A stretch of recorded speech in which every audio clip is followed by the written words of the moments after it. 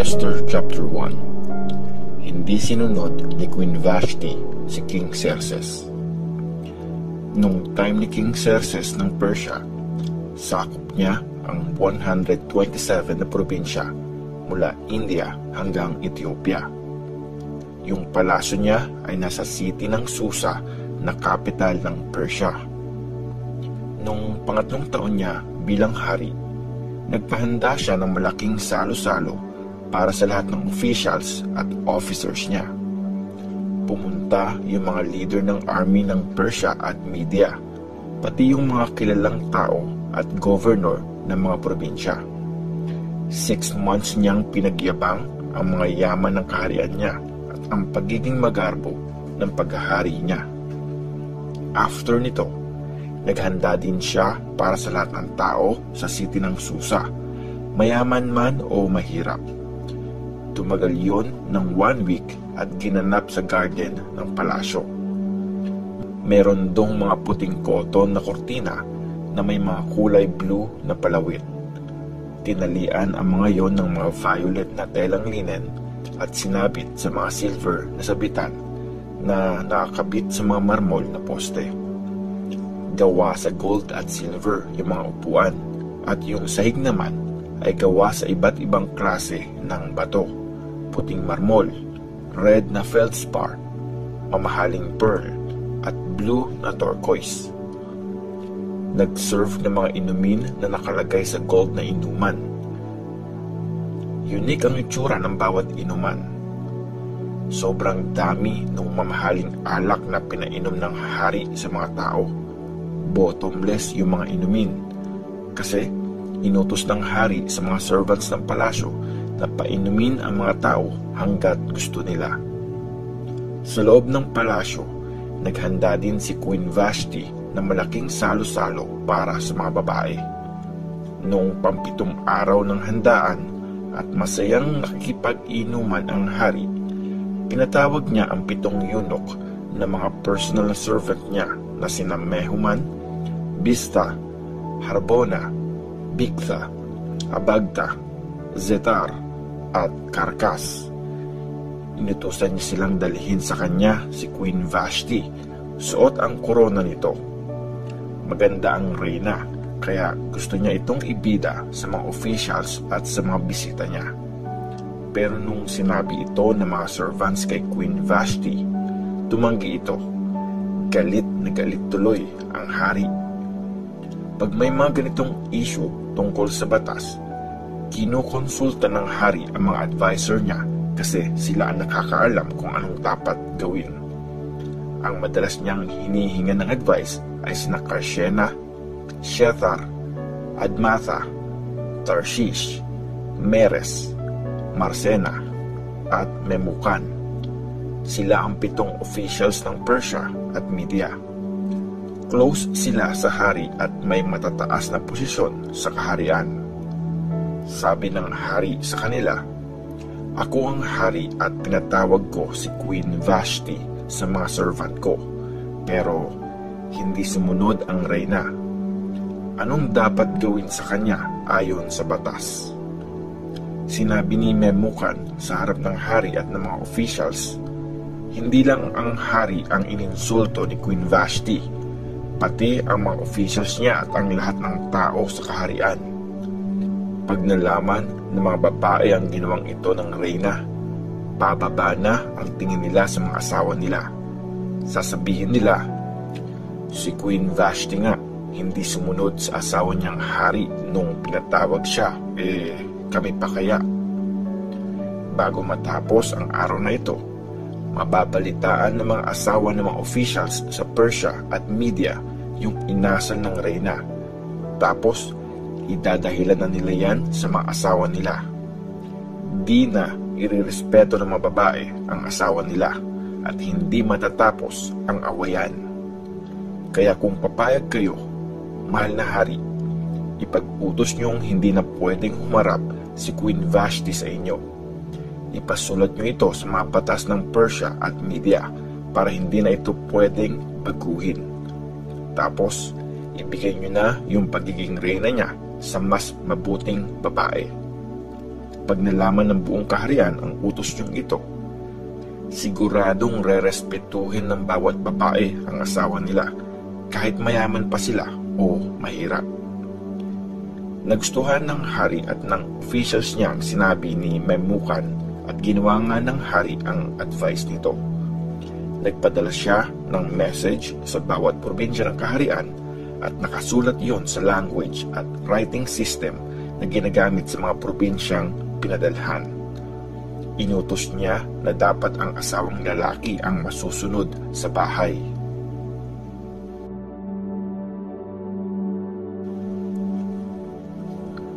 Esther chapter 2. Naging reyna si Esther.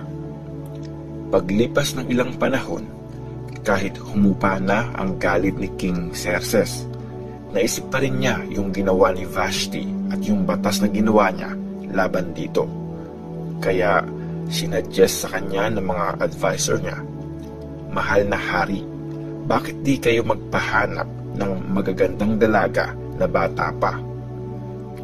Pwede kayong mag-appoint ng mga officer sa bawat probinsya para hanapin ang lahat ng magagandang dalaga at dalhin sa bahay ng mga asawa ng hari dito sa Susa na capital city natin.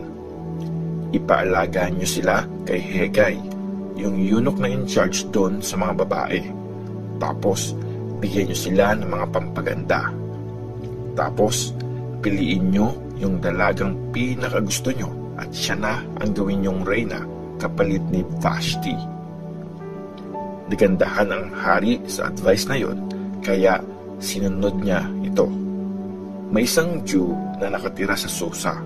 Ang pangalan niya ay Mordecai. Anak siya ni Jair at apo ni Shimei na anak naman ni Kish. Galing siya sa lahi ni Benjamin. Isa si Mordecai sa mga pinatapon sa Babylon mula sa Jerusalem. Kasama si King Jehoiakim ng Juda nung pinihag sila ni King Nebuchadnezzar. Meron siyang pinsan, si Esther, na ang pangalan sa Hebrew ay Hadassah. Magandang dalaga si Esther at maganda rin ang katawan. Nung mamatay ang mga magulang niya, inalagaan siya ni Mordecai at tinuring na parang sariling anak. Nung mag-utos ang hari, maraming dalaga ang tinala sa Susa at isa si Esther sa mga yon. Pinatira si Esther sa palasyo at pinantayan ni Hegai na siyang in charge sa mga asawa ng hari. Nagustuhan ni Hegai si Esther at naging mabait siya dito. Pinasimulan agad niya yung pampaganda ni Esther at yung special diet nito. Pinatira niya si Esther sa pinakamagandang kwarto sa bahay ng mga asawa ng hari at pumili siya ng 7 katulong galing sa palasyo para mag-alaga kay Esther. Sinikreto ni Esther ang pagiging Jew niya kasi yun ang bilin ni Mordecai. Araw-araw, naglalakad si Mordecai sa harap ng courtyard ng bahay ng mga babae para tingnan kung kumusta si Esther at kung ano nang nangyayari sa kanya. Buong taon na pinaganda yung mga dalaga. 6 months silang minasahin ng oil ng myrrh, tapos 6 months pang nilagyan ng pabango at pampaganda. Tapos nun, isa-isa silang hinarap kay King Xerxes. Paghaharap na ang babae sa hari, dun sa palasyo, pwede niyang isuot kahit anong gusto niyang damit galing sa bahay ng mga asawa ng hari. Sa gabi, pupunta siya sa palasyo. Tapos kinabukasan, ibabalik siya sa isa pang bahay at ipapaalaga kay Shashgaz, yung eunuch na in charge sa mga asawang lingkod ng hari. Hindi siya pababalikin sa hari unless magustuhan talaga siya ng hari at ipatawag siya sa pangalan niya. Dumating na yung turn ni Esther para pumunta sa hari. Si Esther ay anak ni Abihail at pinsan ni Mordecai na nag-alaga sa kanya na parang sariling anak. Sinuot ni Esther yung damit na sinadya sa kanya ni Hegai, yung eunuch na in charge sa mga asawa ng hari. Nagandahan sa kanya ang lahat ng nakakita sa kanya So nung pang-10 buwan ng pang-7 taon ng paghahari ni Xerxes, buwan ng Tebeth, dinala si Esther sa palasyo ni King Xerxes. Sa lahat ng mga babae, siya ang pinakanagustuhan ng hari. Nagandahan at natuwa sa kanya ang hari kesa sa iba pang mga dalaga. Sinuot sa kanya ng hari ang korona at ginawa siyang reyna kapalit ni Vashti. Nag-prepare ng malaking handaan ng hari para i-honor si Esther at in-invite niya lahat ng mga officials at officers niya. Nag-declare siya ng holiday sa buong kaharian at namigay ng maraming mamahaling regalo. Niligtas ni Mordecai ang buhay ng hari. Nung ginather ulit ang mga dalaga, na-appoint na si Mordecai bilang isang official ng hari. Si Esther naman, hindi pa rin niya pinapaalam na isa siyang Jew kasi yun ang bilin ni Mordecai. Sinunod niya si Mordecai gaya ng pagsunod niya dito nung bata pa lang siya at inaalagaan pa nito. Nung time na may posisyon na si Mordecai sa palasyo, may 2 eunuch na nagalit kay King Xerxes at gusto nila itong patayin.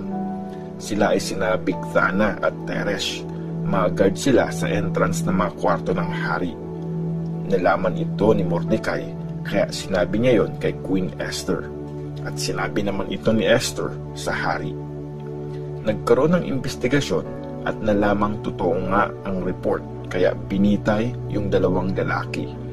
Tapos, pinasulat ng hari sa official record ng kaharian yung mga nangyari.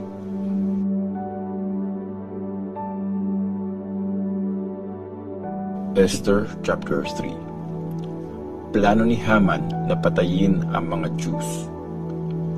Pagkatapos ng mga nangyaring yun, pinromote naman ni King Xerxes si Haman bilang Prime Minister. Si Haman ay anak ni Hammedatha na galing sa lahi ni Agag. Inutos ng hari sa lahat ng officials ng palasyo na dapat silang lumuhod at magbow kay Haman para magbigay galang.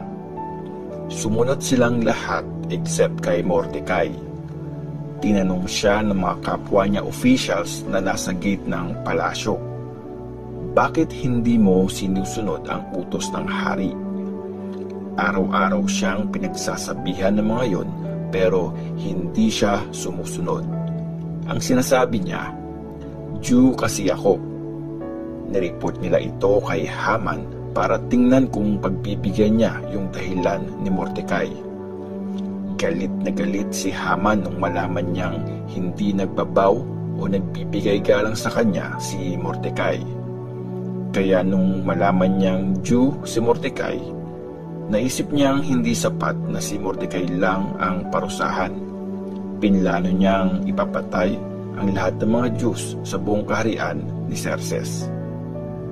Nung buwan ng Nisan, unang buwan ng pang-12 na taon na paghahari ni King Xerxes, inutos ni Haman na magkaroon ng palabunutan.